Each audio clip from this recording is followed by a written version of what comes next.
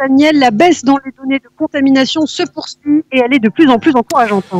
Oui, effectivement, les données le confirment. Israël sort peu à peu, prudemment, de la seconde vague du coronavirus. Selon les dires de Binyamin Netanyahou, le monde entier se pencherait sur la manière dont l'État hébreu est en train de sortir de cette crise. Selon les données réactualisées, le nombre de nouveaux malades recensés depuis minuit avant-hier jusqu'à hier soir 21h est d'environ 1 millier de malades.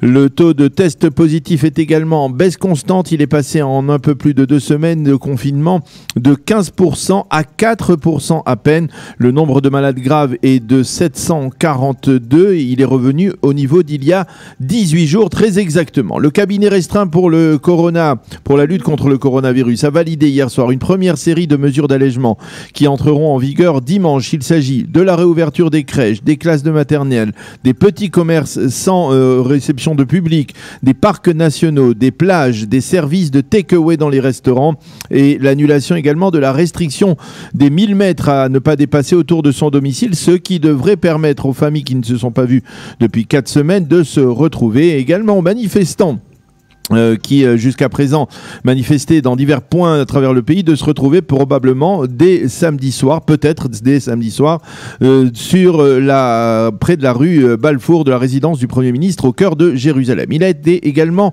décidé de rouvrir le Kotel au public, mais sous forme de capsule de 20 personnes. Le cabinet a également indiqué que si le taux de contamination devait continuer à baisser de la sorte, d'autres mesures de restriction seraient également levées. Par contre, aucune décision n'a encore été prise à propos d'un maintien du confinement dans plusieurs grandes villes rouges à fort taux de contamination comme Bnei Brak, Beitar Illit ou Modi'in Illit, ainsi que dans plusieurs quartiers orthodoxes de Jérusalem. La discussion à ce propos devrait reprendre samedi soir à la fin du Shabbat, mais il semble d'emblée que les yeshivot dans ces villes orthodoxes devraient rouvrir dès dimanche envers et contre tout. Il s'agirait des yeshivot qui disposent d'un internat. Les élèves devraient étudier sous capsule. Autre développement important, depuis hier, l'aéroport Ben Gurion a rouvert ses portes. Les Israéliens qui peuvent désormais à nouveau acheter des billets d'avion peuvent voyager à l'étranger s'ils le souhaitent.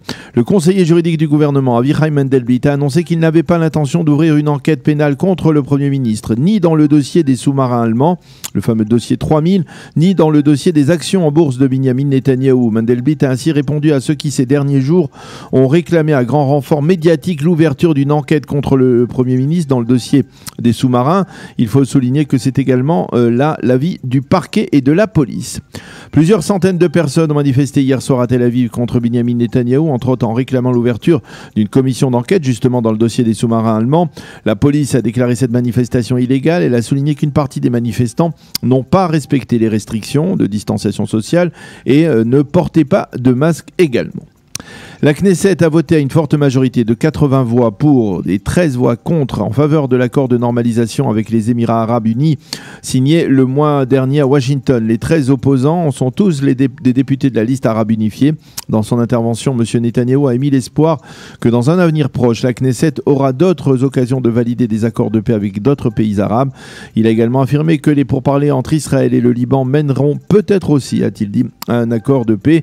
A noter que l'ambassadeur de l'autorité palestinienne à Paris, Salman Al-Arfi, a qualifié dans le magazine Le Point à Paris le prince héritier d'Abu Dhabi de petit dictateur qui recherche la gloire et joue avec le feu. Il faut souligner que la direction de l'autorité palestinienne avait donné pour directive à ses ambassadeurs de ne pas réagir publiquement au processus de normalisation entre Israël et les Émirats et aux déclarations incendiaires également du prince saoudien Bandar Ibn Sultan.